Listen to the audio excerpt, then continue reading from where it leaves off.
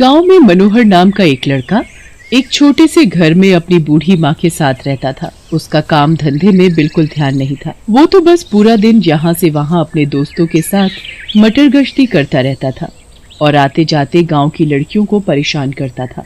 एक दिन मनोहर अपने दोस्तों के साथ कुएं के पास खड़ा था और वहाँ कुछ लड़कियां पानी भर रही थी। मनोहर उन लड़कियों को देखकर उन्हें छेड़ने लगा। अरे ओ मनोहर, अपनी हरकतों से बाज आजा, वरना किसी दिन बहुत पिटेगा।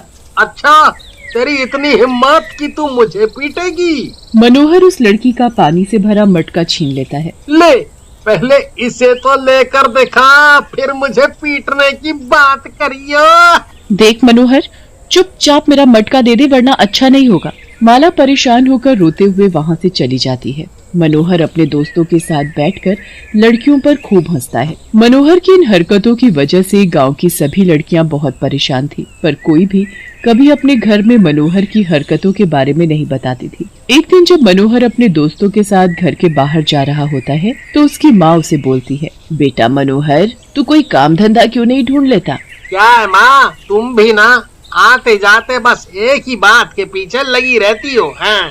काम तो करना ही पड़ता है। कल को घर में बहू आएगी तो क्या तू पूरा दिन घर में ही पड़ा रहेगा? तुम लोग मेरी शादी करवाओ तब आए ना बहू। तो मेरे सारे दोस्तों की शादी हो गई, बस मैं ही अकेला कुंवारा बचा हुआ हूँ। तेरी शादी भी कब की हो जाती, पर तुझसे शादी करे भी तो कौन? सबको पता है तू दिन भर लड़कियों को परेशान करता है और कोई काम धाम नहीं करता। ऐसा मत बोलो माँ, शादी तो मेरी ऐसी लड़की से होगी कि पूरा गांव देखता रह जाएगा। तेरी शादी हो जाए वही बहुत बड़ी बात है। मनोहर की माँ की बात सुनकर उसके सारे दोस्त उस पर बहुत हंसते हैं और पूरा दिन उसका मजाक उड़ाते हैं। उसके दोस्तों के साथ साथ अब गांव के और लोग भी मनोहर का मजाक उड़ाने लगते हैं। मनोहर को ये बात बहुत चुभने लग जाती है और एक दिन वो गुस्से में अकेला कहीं दूर निकल पड़ता है। चलते चलते जंगल आ जाता है और उसे वहाँ एक रोशनी दिखाई देती है। मनोहर ध्यान से देखता है तो वो रोशनी दूर एक झोपड़ी से आ रही होती है। मनोहर उस झोपड़ी की तरफ बढ़ता है। मनोहर तो उनको देखता ही रह जाता है। इतनी सुंदर लड़कियाँ तो मैंने कभी सपने में भी नहीं देखी। मुझे इनके पास जाकर इनसे बात करनी चाहिए। मनोहर उनके पास जाता है और उनसे बोलता है, जी सुनिए। हाँ जी बोलो, आप कौन है और यहाँ क्या कर रहे हैं? मैं तो यहाँ से गुजर रहा था तो बस आपको देखकर रुक गया। क्या आप सब यहीं इस घने जंगल में रहती हो? हाँ, हम तीनों बहनें हैं और हम यहीं इसी जंगल में रहते हैं। और तुम्हारे माँ बाप? वो अब इस दुनिया में नहीं रहे। मनोहर उनसे यहाँ वहाँ की बातें करने लगता है। उसको बातें करते करते काफी देर हो जाती है। अच्छा, तो क्या मैं चलूं? मतलब वो घना जंगल है ना, और मुझे तो रास्ता भी नहीं पता, तो बस अगर तुम हमारे साथ यहाँ रुकना चाहते हो तो रुक सकते हो। मनोहर तो ये बात सुनकर खुशी से फूले नहीं समाता और उन तीनों लड़कियों के साथ वहीं रुक जाता है। रात भर मनोहर उन लड़कियों के साथ ढेर सारी बातें करता है। मनोहर के मन में ख्याल आता है कि काश उनमें से कोई एक लड़की उससे शादी कर ले, और उसे समझ नहीं आता कि वो कौन सी लड़की से शादी की बात करे। तीनों ही लड़कियां बेहद खूबसूरत और अच्छी होती हैं। मनोहर बड़ा सोच विचार करके माया से शादी की बात करता है। तुम बहुत ही अच्छी और सुंदर हो, क्या तुम मुझसे शादी करोगी? मैं तुम्हें बहुत खुश रखूंगा, किसी भी चीज की कमी नहीं होने दूंगा। मुझे तुमसे शादी करने में कोई परेशानी नहीं है, पर एक दिक्कत है। बोलो माया, क्या दिक्कत है? मैं सब ठीक कर दूंगा। हमारा इस दुनिया में कोई भी नहीं। हम तीनों बहनें बचपन से एक दूसरे के साथ रहे हैं। कभी भी किसी ने किसी को एक पल के लिए भी अकेला नहीं छोड़ा, तो मैं ऐसा कैसे कर सकती हूँ? बिल्कुल सही, माया हमें छोड़कर कहीं नहीं जाएगी। हाँ, काया बिल्कुल सही बोल रही है।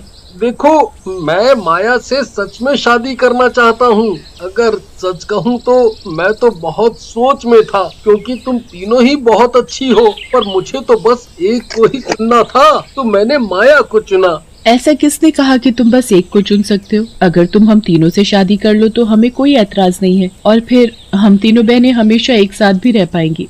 हाँ, हमें कोई भी ऐतराज नहीं। हाँ, बिल्कुल भी नहीं। मनोहर तो ये बात सुनकर दंग ही रह जाता है। वो सुबह होते ही तीनों लड़कियों से शादी करके उनको अपने गांव में ले जाता है। इतनी खूबसूरत लड़कियों को सब गांव वाले देखते ही रह जाते हैं। अरे, ये किन लड़कियों को ले आया तू? ऐसा मत बोलो माँ, ये तीनों तेरी बहू हैं। तू पागल हो गया है क्या?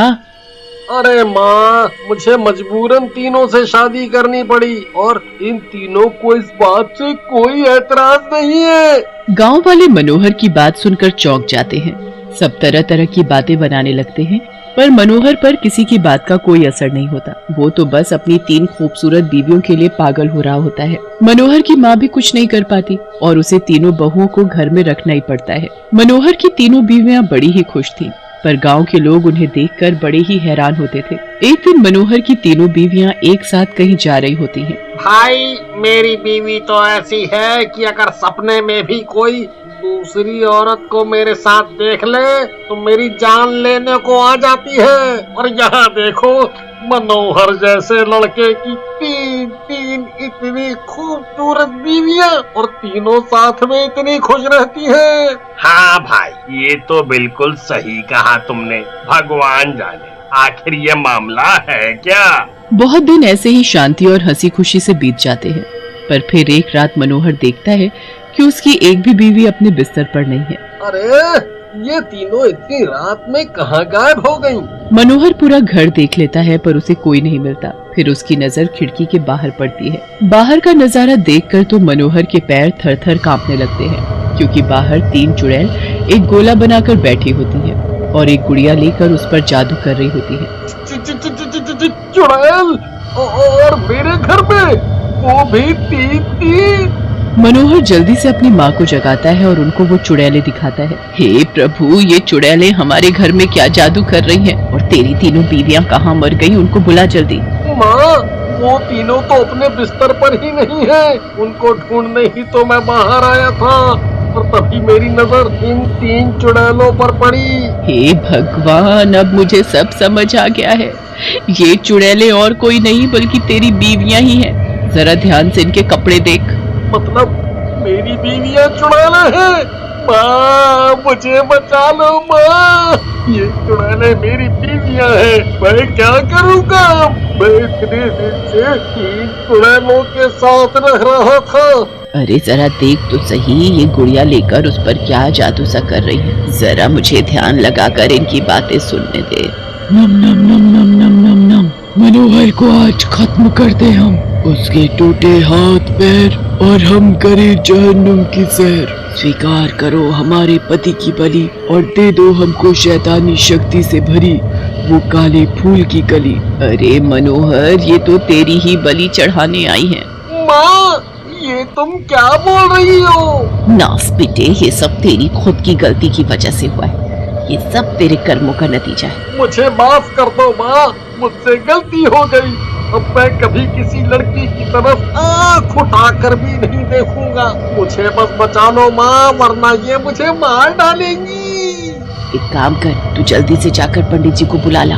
अब तो वो ही तुझे बचा सकते हैं। चुड़ैल मनोहर के नाम की गुड़िया पर अपना जादू टोना करती रहती है और मनोहर गांव में चिल्लाता हुआ पंडित को बुलाने लगता है। मनोहर की आवाज सुनकर सब गांव वाले नींद से जागकर घर के बाहर निकल आते हैं। अरे भाई, क्या हो गया है? क्यों चिल्ला रहे हो? मनोहर पंडित जी को सारी बातें बताता है। पंडित जी जल्दी से मनोहर के साथ उसके घर पहुंचते हैं और उनके साथ गांव के और लोग भी मनोहर के घर पहुंच जाते हैं। छोड़ दो उस गुड़िया को और चली जाओ यहाँ से, वरना मैं तुम सबको खत्म कर दूंगा। अपनी जान प्यारी है तो यहाँ से चला जा, वरना तू भी मारा जाएगा। पंडित जी चुड़ैल के चारों ओर भभूत का एक घेरा बनाते हैं और उन चुड़ैलों पर लगातार गंगा जल छिड़कने लगते हैं। गंगा जल की वजह से चुड़ैलों का शरीर जलने लगता है।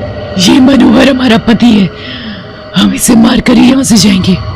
अब तुम मनोहर का कुछ नहीं बिगाड़ सकती और तुम तीनों भी अब मुझसे नहीं बच पाओगी। तू हमारा कुछ नहीं बिगाड़ पाएगा। जाओ, जल्दी से लकड़ियां लाकर इस घेरे में डाल दो और इन चुड़ैलों को आग लगा दो। सब गांव वाले लकड़ियां ला कर उस घेरे में फेंकने लगते हैं और फिर पंडित जी उसमें